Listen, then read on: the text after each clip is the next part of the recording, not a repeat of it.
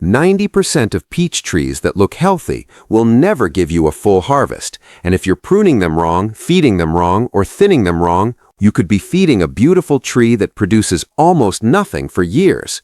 If you want serious, practical peach growing tips every single week, tips that actually come from real orchard experience and not just theory, then do yourself a favor and subscribe right now, because I'm about to walk you through exactly what separates a peach tree that struggles with 3 or 4 fruits a year from one that's absolutely loaded, branch bending, can't keep up with the harvest kind of loaded. In this video, I'm going to break down 10 secrets that commercial growers use to get consistent, heavy peach harvests year after year, even from trees that other people would have given up on. By the end of this, you're going to understand exactly why your tree isn't producing the way it should, what's actually happening inside that tree biologically, and the specific steps you need to take starting this season to turn things around. So stick with me, because secret number 7 alone has saved more backyard peach trees than almost anything else I've ever taught. Let's start with the reality that nobody wants to admit. Most people who plant a peach tree treat it like a decoration. They dig a hole, drop the tree in, water it a couple times, and then just expect nature to handle the rest. And for the first year or two, that actually seems to work fine because young trees are running on stored energy and root ball reserves. But by year 3 or 4, that same tree starts showing you the truth. Branches get tangled and shaded out. Fruit becomes small, sparse, or drops early.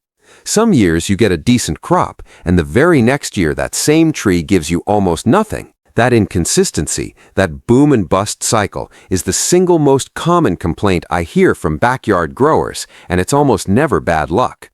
It's almost always a chain of small mistakes, stacking up season after season. The biggest mistake I see, hands down, is under-pruning. People are scared to cut their tree back hard because it feels wrong to remove so much wood from a tree that's finally growing well. But peaches don't work like apples or pears.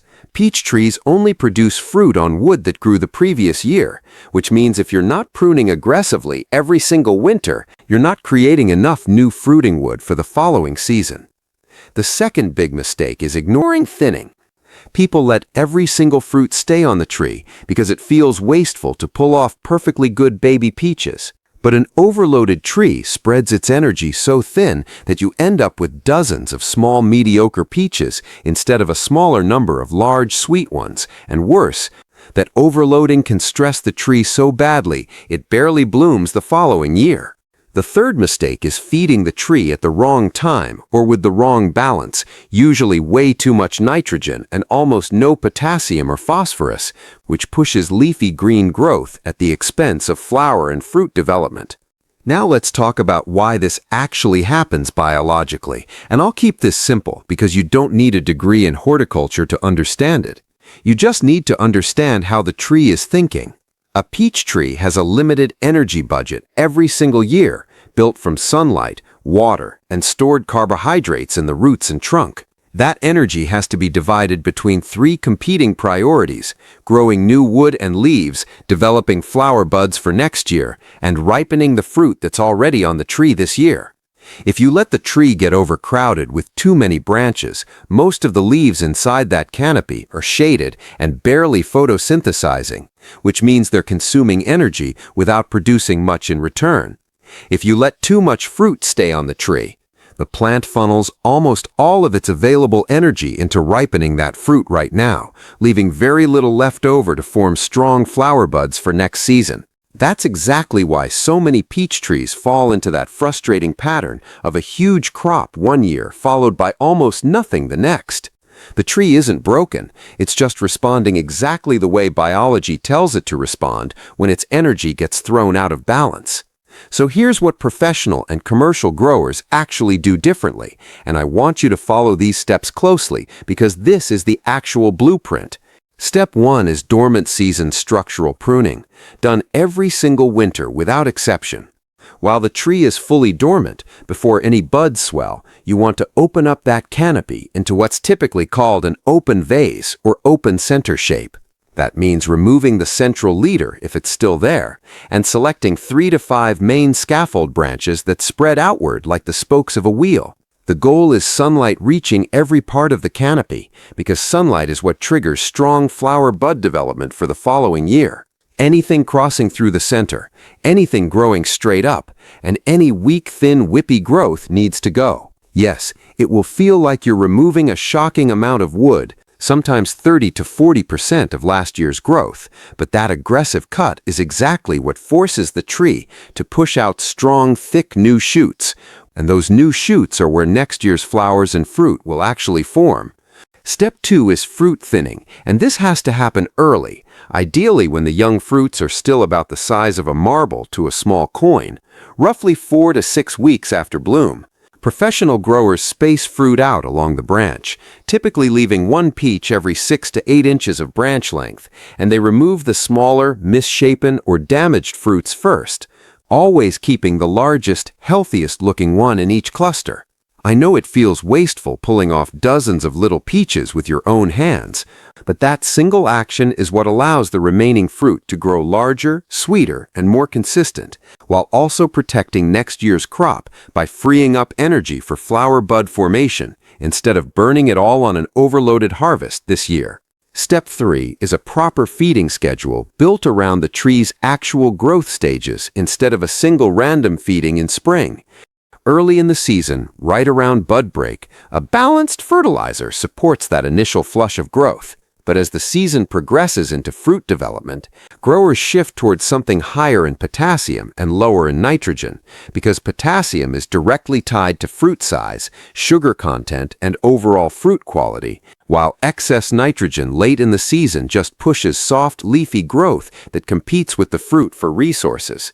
A light application of compost or aged manure in early spring, combined with a potassium-rich feed as the fruit is sizing up, does more for your harvest than dumping a generic all-purpose fertilizer on the tree 3 times a year. Step 4 is water consistency, which sounds simple but trips up more growers than you'd expect. Peach trees hate 2 extremes: drought stress and waterlogged roots, and both extremes directly damage fruit set and fruit size. During the critical fruit development window, that's roughly from petal fall, through the weeks the fruit is actively sizing up, the tree needs deep, consistent watering, ideally through a slow soak rather than frequent shallow sprinkles. A good rule commercial growers follow is checking soil moisture about 6 inches down. If it's dry at that depth, it's time to water deeply. Inconsistent watering, especially right before harvest, is one of the leading causes of split pits and cracked fruit, which is heartbreaking after you've done everything else right.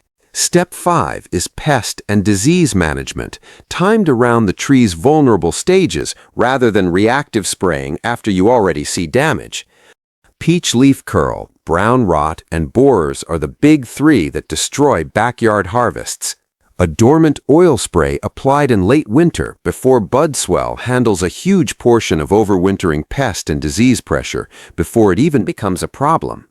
Then, as fruit begins to ripen, staying ahead of brown rot with proper airflow through that open canopy you created in step 1, plus removing any mummified or infected fruit immediately, keeps the disease from spreading through the whole tree. Now let's walk through this like we're standing right in front of the tree together, because reading steps is one thing, but actually recognizing what you're looking at makes all the difference.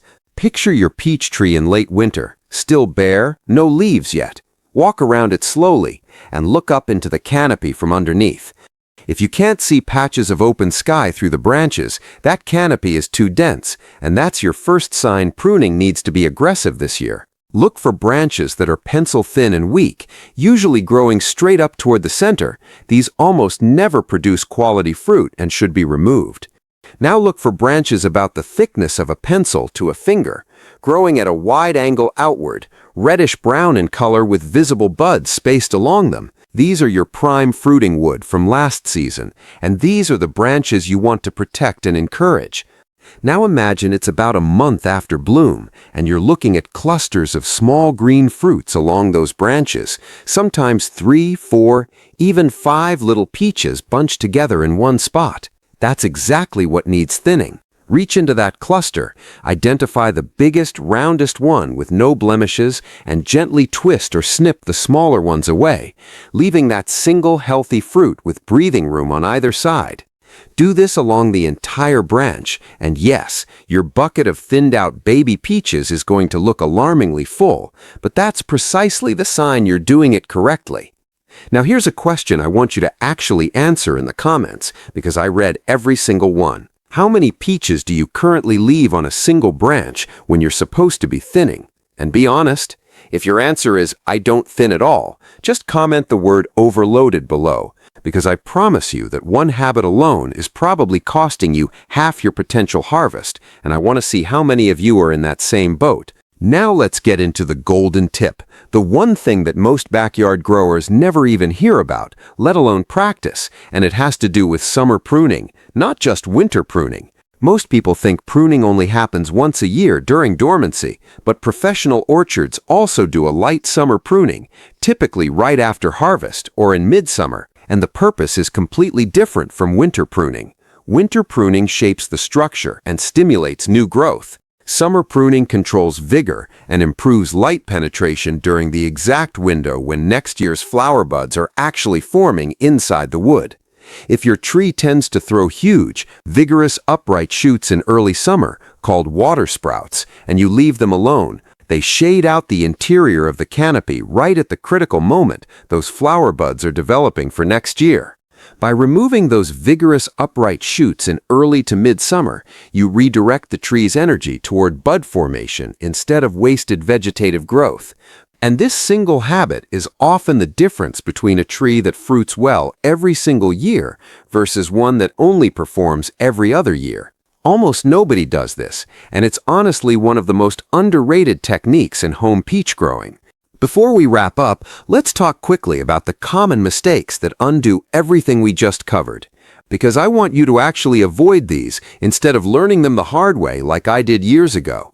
Mistake 1 is pruning too late in the season, after buds have already started swelling, which can shock the tree and delay bloom. Mistake 2 is thinning too late, waiting until fruits are already golf ball sized instead of marble sized, which means the tree has already wasted energy that can't be recovered. Mistake 3 is over-fertilizing with nitrogen late in the growing season, which pushes soft growth right when the tree should be focusing on ripening fruit and building next year's buds.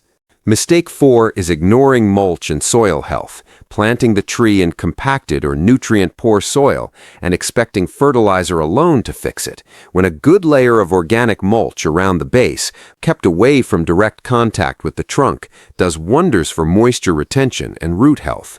And mistake 5, probably the most heartbreaking one, is giving up on an older grown tree instead of doing that hard, aggressive renewal pruning, when in reality, most neglected peach trees can be brought back to strong production within about 2 seasons if you commit to proper structural pruning and consistent care. Growing peaches that actually fill up your baskets every single year isn't about luck, and it isn't about having some special variety or perfect climate. It genuinely comes down to understanding what the tree needs at each stage and being willing to make those bold cuts and thinning decisions that feel uncomfortable in the moment but pay off massively by harvest time. You now have the same framework that experienced growers rely on season after season, and if you actually put these 10 secrets into practice this year, I promise you'll notice the difference by the time those peaches start ripening. If this video actually helped you understand your tree better, do me a favor and hit that subscribe button so you don't miss what's coming next, because I'm building out an entire library of real, practical growing content designed to help you get the most out of every single tree you plant. And speaking of what's next, in the next video, I'm going to break down exactly how to revive an old, neglected peach tree that hasn't produced well in years, step by step, so if you've got a tree like that sitting in your yard that you've almost given up on, you will not want to miss it. I'll see you in the next one.